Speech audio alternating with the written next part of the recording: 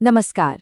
आज हम एक बहुत ही दिलचस्प और ज़रूरी कानूनी मुद्दे पर बात करने वाले हैं और वो है विद्वेषपूर्ण अभियोजन, यानी वो स्थिति जब अदालत का इस्तेमाल न्याय के लिए नहीं बल्कि किसी को परेशान करने के एक हथियार के तौर पर किया जाता है। ये सवाल सुनने में थोड़ा अजीब लग सकता है ना? पर असल में यही आज की हमारी बातचीत का सार है। क्या होता है जब कोई किसी के खिलाफ झूठा और बेबुनियाद केस दायर कर देता है? क्या उसके पास कोई रास्ता है? और देखिए यहीं पर एक बड़ा सवाल खड़ा होता है। एक तरफ तो न्याय पाने का हमारा मौलिक अधिकार है, लेकिन दूसरी तरफ इस अधिकार का गलत इस्तेमाल करके किसी को परेशान करने का खतरा भी तो है। तो चलिए इस विश्लेषण के पहले हिस्से में चलते हैं। यहाँ हम उस कानूनी औजार को समझेंगे जो इस तरह के गलत इस्तेमाल से लड़ने के लिए बनाया गया है। अगर इसे आसान भाषा में समझें तो ये किसी पर जानबूझकर झूठा मुकदमा दायर करने जैसा है। यहाँ मकसद न्याय पाना नहीं, बल्कि सामने वाले को तंग करना, उसकी इज्जत को ठेस पहुंचाना या फिर उससे किसी तरह का बदला लेना होता है। तो इस कानून के दो बड़े लक्ष्य हैं। पहला, आम लोगों को गलत और झूठे मुकदमों से सुरक्षा देना, और दूसरा, खुद हमारी न्याय प्रणाली की गरिमा को बनाए रखना ताकि कोई इसका मजाक न बना सके। ठीक है, तो अब सवाल ये उठता है कि कोई अदालत ये कैसे तय करती है कि कोई मुकदमा सच में गलत नियत से किया गया था या नहीं। चलिए इसे थोड़ा गहराई से समझते हैं। तो देखिए, विद्वेषपूर्ण अभियोजन साबित करने के लिए इन पांचों शर्तों को एक साथ साबित करना पड़ता है। आइए एक एक करके इन्हें देखते हैं। पहला है अभियोजन, मतलब केस सच में शुरू किया गया था। दूसरा, अनुकूल समाप्ति, यानी वो पहला मुकदमा आपके हक में खत्म हुआ, आप केस जीत गए।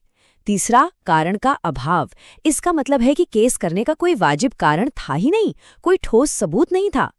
चौथा, विद्वेष, यानी केस करने वाले की नीयत खराब थी, उसका असली इरादा सिर्फ परेशान करना था। और आखिर में पांचवां, नुकसान, आपको यह साबित करना होगा कि उस झूठे केस से आपको वाकई कोई नुकसान हुआ, चाहे वो वकील की फीस हो, समय की बर्बादी हो या समाज में आपकी प्रतिष्ठा को धक्का लगा हो। तो यहाँ सबसे जरूरी बात यह है कि इन पांचों चीजों को साबित करना सुनने में जितना आसान लगता है, असल में उतना है नहीं। इसका मतलब ये हुआ कि ये एक ऑल और नथिंग टेस्ट जैसा है। अगर इन पांच में से एक भी शर्त साबित नहीं हो पाए तो पूरा का पूरा केस ही खारिज हो जाता है। इसमें कानूनी मानक बहुत ऊंचा रखा गया है। आप इसे एक सीधी खड़ी पहाड़ी पर चढ़ने जैसा समझ सकते हैं। केस जीतने के लिए वादी को बहुत ही पुख्ता सबूत पेश करने पड़ते हैं।